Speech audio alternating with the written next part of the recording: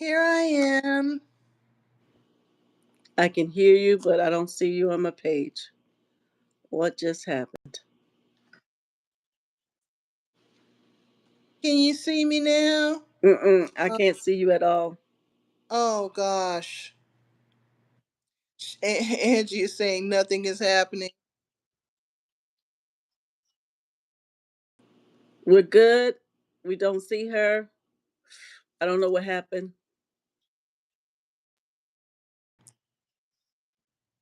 She said, I see you now. Works on your side. I'm gonna stay still. Yes, because I don't see your face at all in the screen.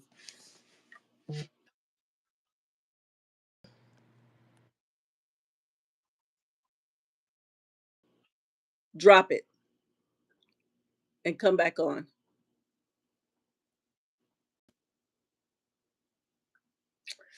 Guys, this has been a doozy. We thank you. We thank you. We thank you. This is a great story. Um, Hopefully, she's able to press that key and come back in. It's good to see you guys. I'm editing her back in. Hopefully, that works. Say something. Are you there? I am sitting right here. This has been a busy day. I thank you, Artemis. You have been great. Sister Cousin has been great.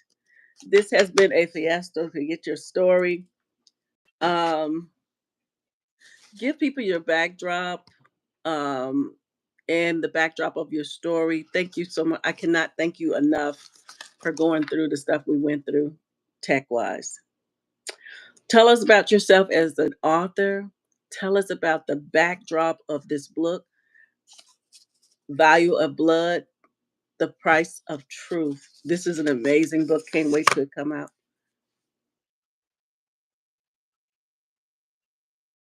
As an author, I've been writing since I was 9 years old, writing stage play. That was my first thing that I wrote was a stage play. I went to school studying screenplay writing, and I always wanted to write books because I was a storyteller. I could tell stories, but I always wanted to write books. So I wrote a book, and inspirational verse for those who hunger and thirst. And it is a book of poems because I am also a poet. The book that I worked on now, The Value of Blood, Price of Truth, it is therapy. It was therapeutic for me. I had a brother that was uh, hospitalized because of a traumatic brain injury, and I did a lot of work in the medical field. But this injury that he had was very traumatic to not only himself but to his family, and it was a deep hurt for me. And so, being I was not able to talk about this hurt, so I wrote about it. The the hurt and the feelings that I wanted to express, I felt them better as um, a murder mystery. It's a what if. It's a what if, but it's born from the trauma that I went through with my brother.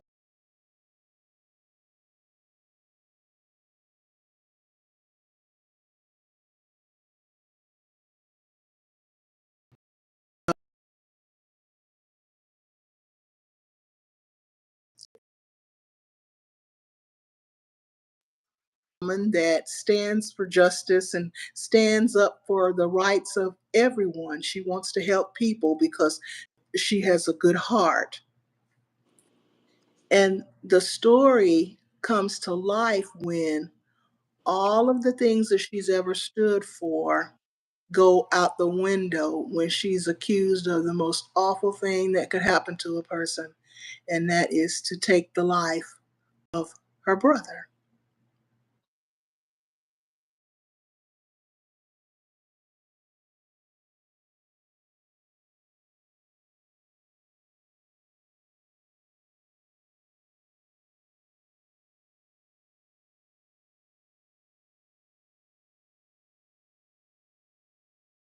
bit. I see some stuff going on. But talk about Spencer, their backdrop, if you character description, if you will. So you got Spencer, Simetra, Cecil. I seen that Cecil was homeless as well as Spencer, and like I say, Devana. Let's just go. You can pick anyone you want, but I seen as I was reading some detail from them all. And Spencer together. They live in this alley right outside of the hospital where Simetra works, and they're homeless, and she feeds them. Spencer is he has mental issues, and um, he is in need of treatment. And Simetra stands up for him unwittingly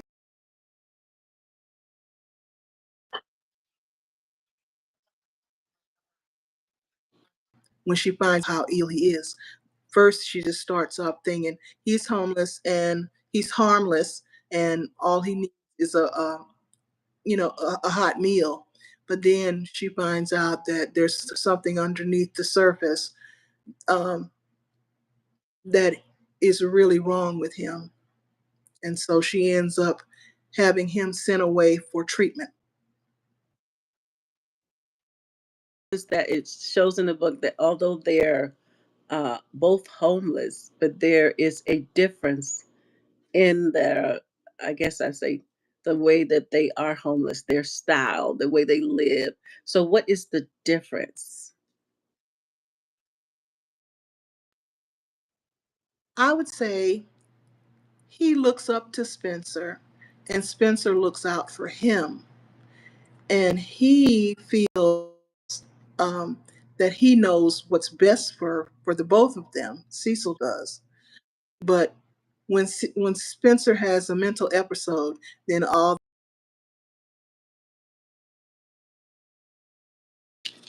Now, Devana, I saw something different about her. So, we're just going to get right into it. I noticed that into the book, we're in the warehouse now. And I love the depiction and the descriptive things you say that's going on in that warehouse.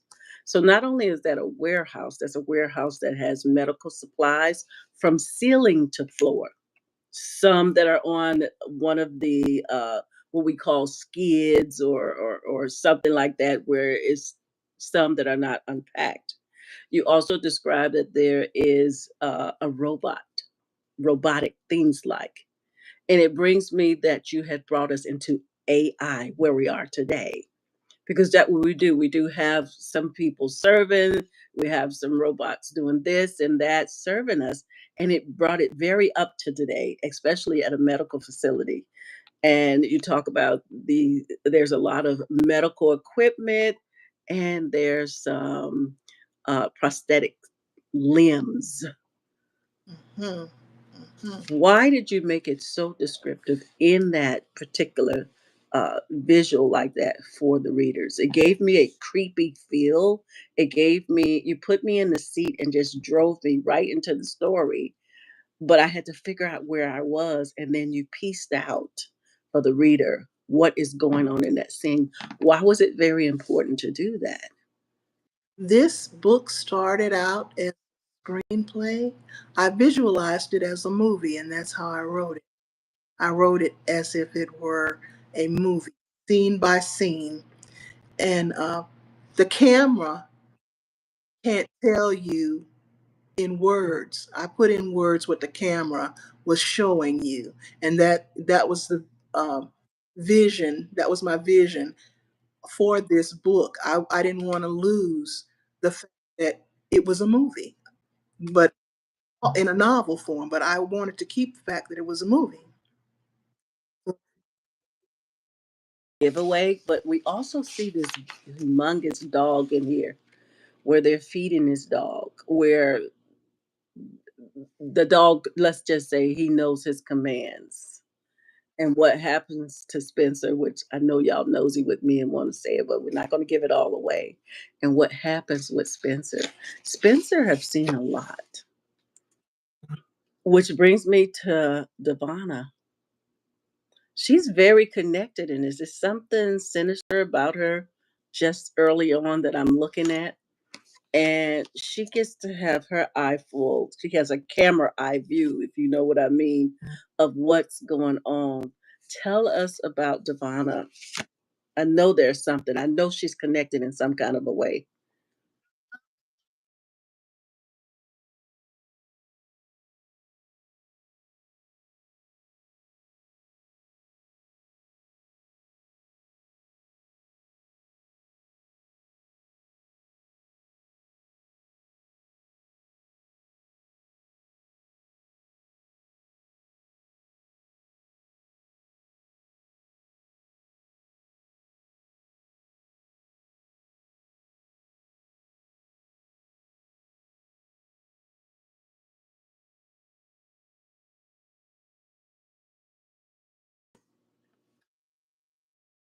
Is that Devana gets taught the value of blood. Just I knew something was wrong with her. I knew she's not squeaky clean. And then she gets to have her hands on cameras. She can erase, rewind, and view a lot of things that she wants. Look at the eyebrows go up. Oh my goodness. We see where Cecil and Spencer, they have a confrontation going on. Then you see Sumitra kind of intervene for that. What did you want to show about them two? And later we'll see Naval, how he handles his sister in different conversations.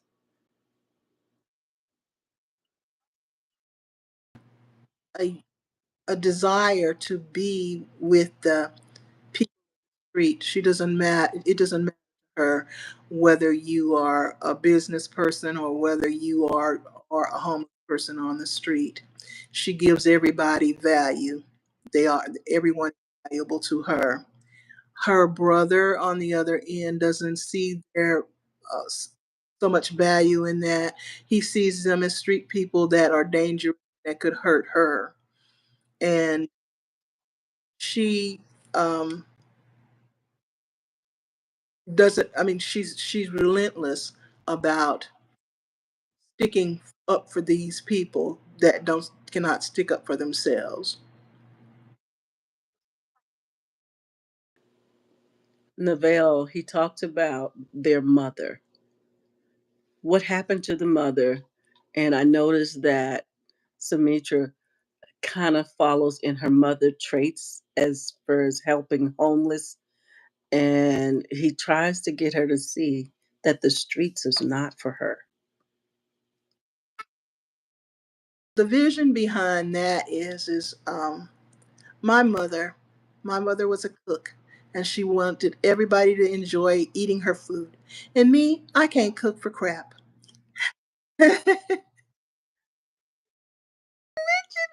Okay.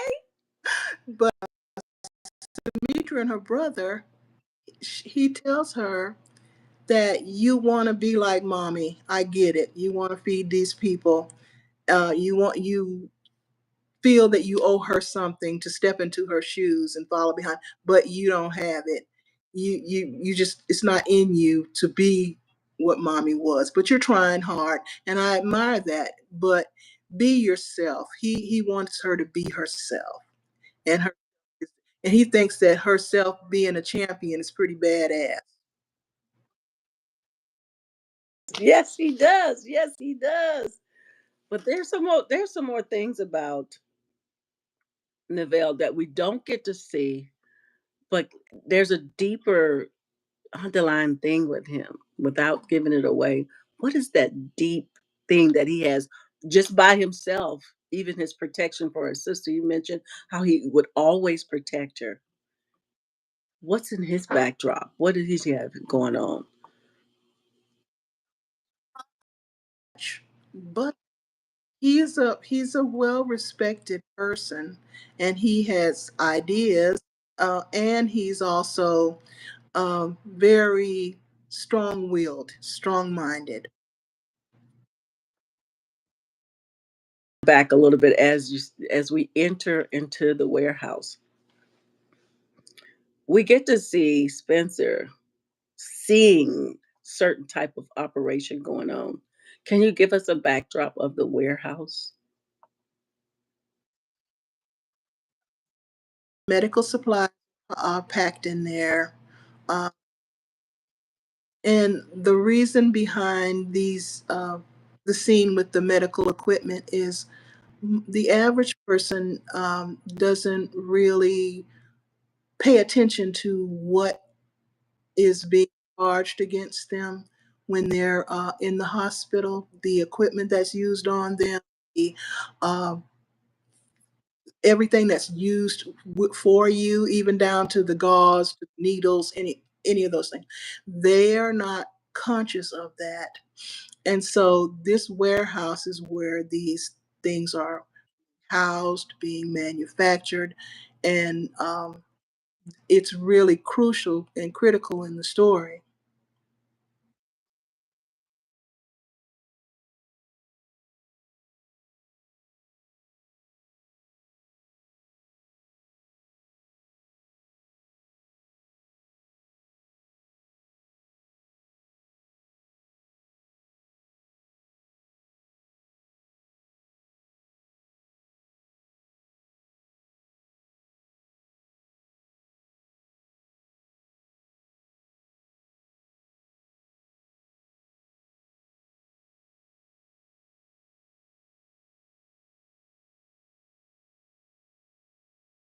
Should be about her patients or her clients or her patients.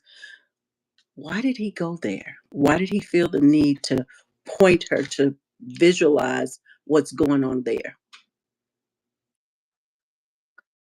He wanted her. He wanted her to not just stay in the streets. He wanted her to be comfortable in the office where she works. And he saw that she was getting too comfortable and too attached to these people in the streets because he was in fear of her safety. Fear of her safety. Well, the first talk we had here on YouTube Live, you mentioned about bills that we as patients, we as family, we need to pay attention to the bills. Why was that so important for you to put that in there and how to spell out the different things that they're getting? You said is, if I could remember correctly, it's something as simple as getting your bedding, your napkins, this. Why is it so important? Does this have anything to do with, like you told us earlier, with your brother, you know, what he was going through?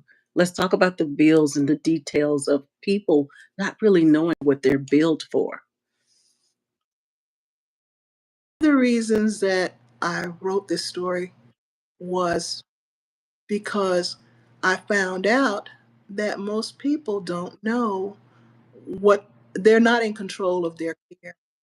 When they go into the hospital, they accept because they're going in because they need help. They need help. They need healing. They need they're coming there for a service, hurt, or they're terminal.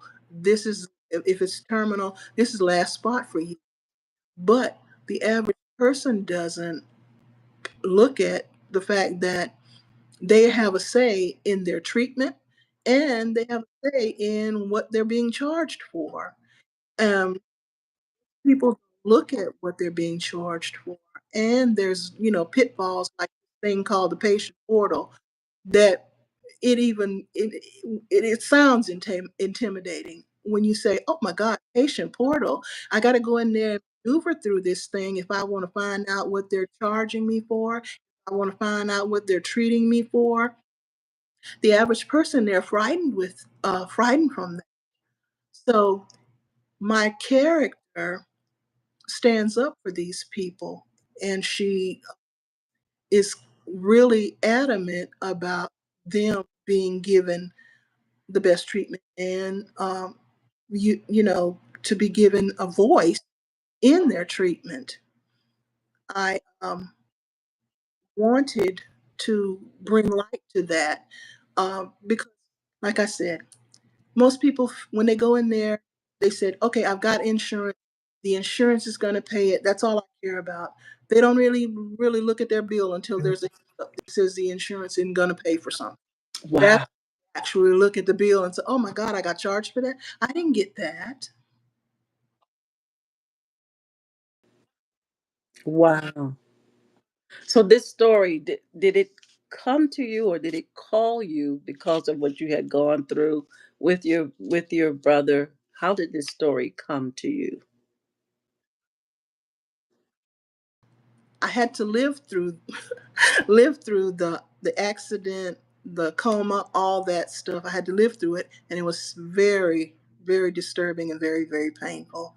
And I still have not healed from that. I still can actually talk about it in the terms of what actually happened.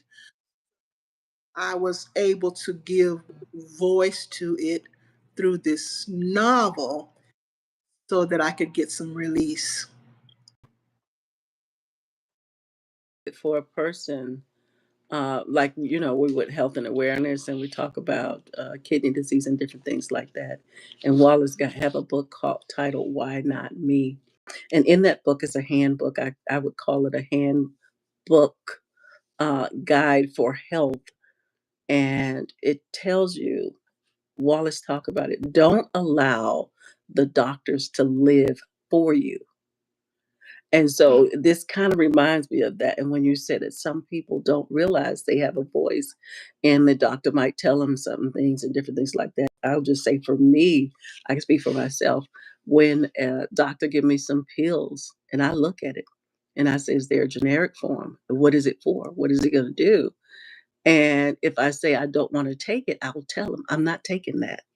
Instead of taking it home and said it's not working, and then they up dosages just because you did not tell the truth. How important is it to tell the truth? How important is it to use your voice? And just because the doctor said it doesn't mean that you cannot be an advocate for yourself. How important is that?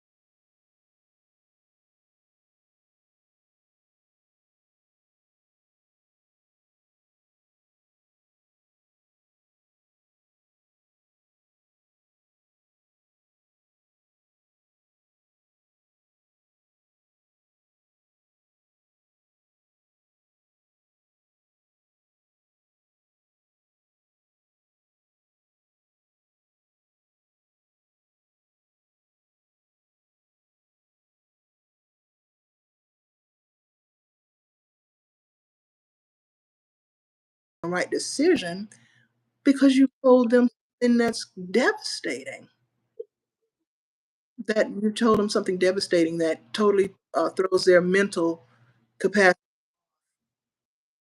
The thing I like about this story is I can delve into all those things, and there's this nice little murder mystery wrapped around it.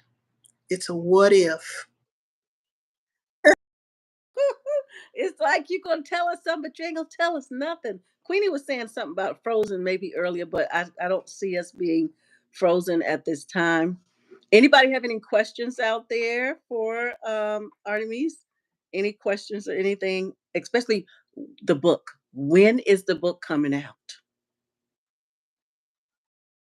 Housekeeping things now, getting Library of Congress control number and all that kind of stuff. So I'm looking at it possibly being the third week of August when the book is completed. You just froze. Okay.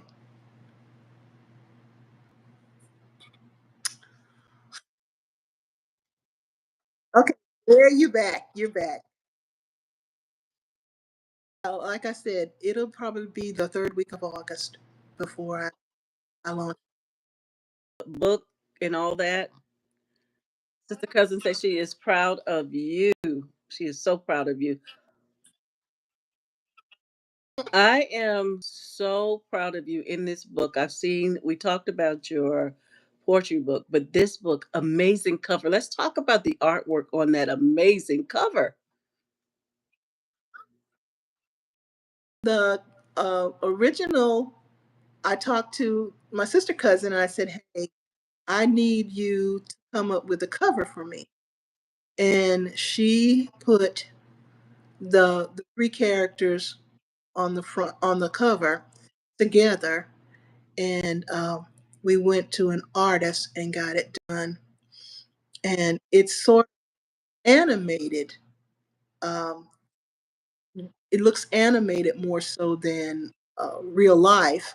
Because right now, everything is so, you know, country is in situation right now. I wanted to try to give it a light, even though it's a dark subject. I want to give it a light feel, so I went with an animated version of that dark scene. People, when they look at the book covers, it determines the sale for them. And so I don't really look at book covers to determine my sale, me buying something. But that book cover alone will cause me to buy it alone. It is, I like the definition. I love the artifacts that it have. It's just a beautiful color. And the cover is good. I had asked you a little bit earlier, are we gonna go into doing this as sequels, prequels, just moving this story along? Will people have their own voice? Will new characters will come about? Tell us about this. What's going to happen? I know it's early.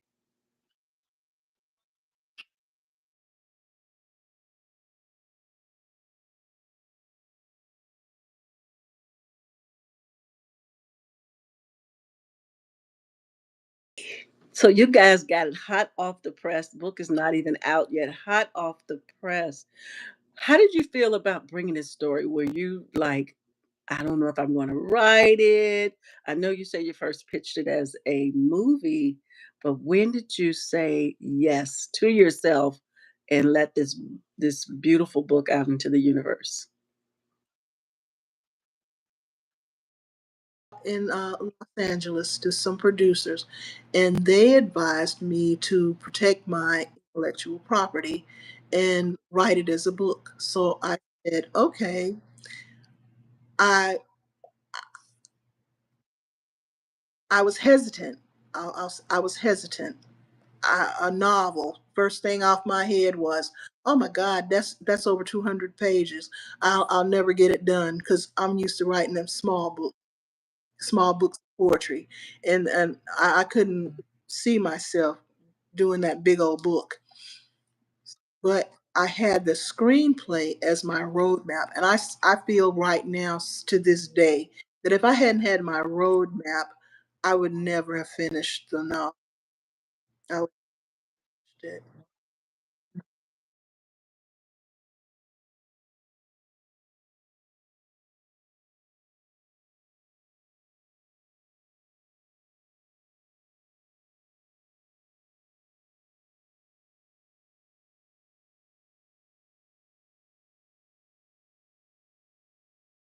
Um, some of the lesser characters, they're from people that I know, and one of the police officers, he's my grandbaby. I put him in everything. Yes, one of the I cannot wait for this. What do you want the readers to know when they read this book? What do you want them to take away with, and what do you want them to know about this book as it relates to? Uh, you have, like I say, some things going on about the medical industry, about mental health. What do you want them to walk away with, and what did you want them to know?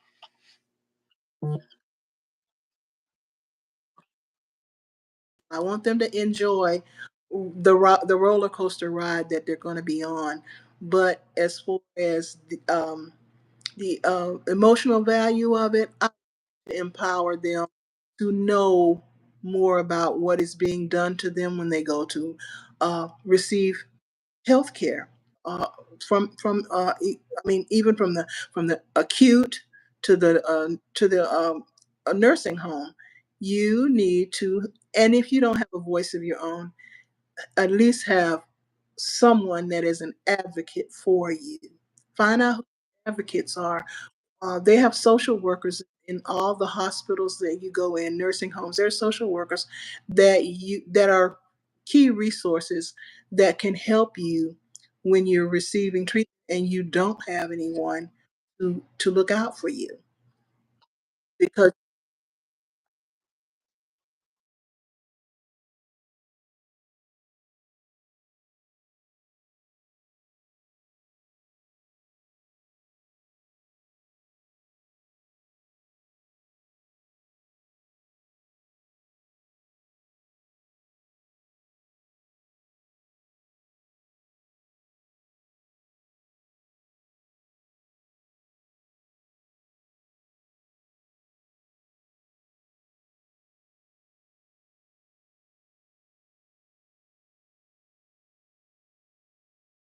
You just can't feel because and also in some talks that we have, if you don't have that person in position that can take care of those things, sometimes the doctors make an executive role on things.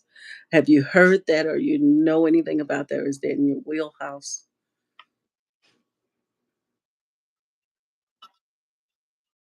will leave you there until somebody signs for it. When my brother got hurt, they called me and said, "Your brother's been in an accident. You need to get here ASAP." I said, "Is he dead?" They said, "Ma'am, we can't tell you that. We need you to get here, and it's critical. You need to get here ASAP." By the time I got there, they had not done anything except kept him alive, and that was all they did. They did not treat him.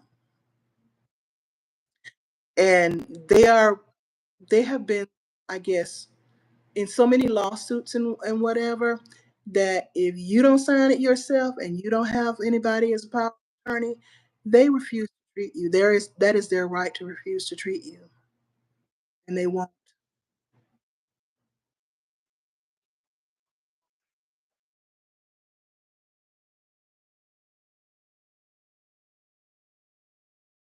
Terms like POA, you'll hear about the guardianships and things like that. You'll get a little taste of everything.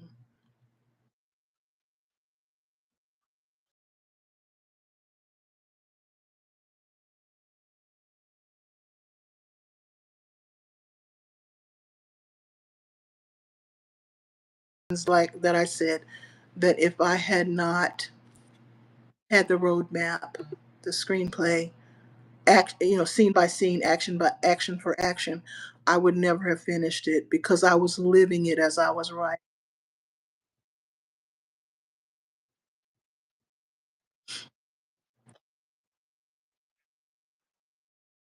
Some authors say they don't read their own book. Are you going to read your book? That's what I'm talking about. That is what I'm talking about. Book I do. I, I fell in love with it. 19th of August, and we'll go a little bit deeper. We'll try not to give the story away, but we left off on Nevill as he was talking to his sister about being out there in the streets, being adamant about that she needs to pay more attention to the patients and what's going on there versus messing with the homeless people, what she loved to do with her parents' love. So we'll pick up a little bit there. I'll try not to give things away. And what would you like to say to these people that are here that were watching today and those who will replay? And believing in me, and by all means, please buy my book. And get it. It's fresh, hasn't dropped yet. I'm so glad we can talk about it. and I am looking forward to getting it. Is there audio with this?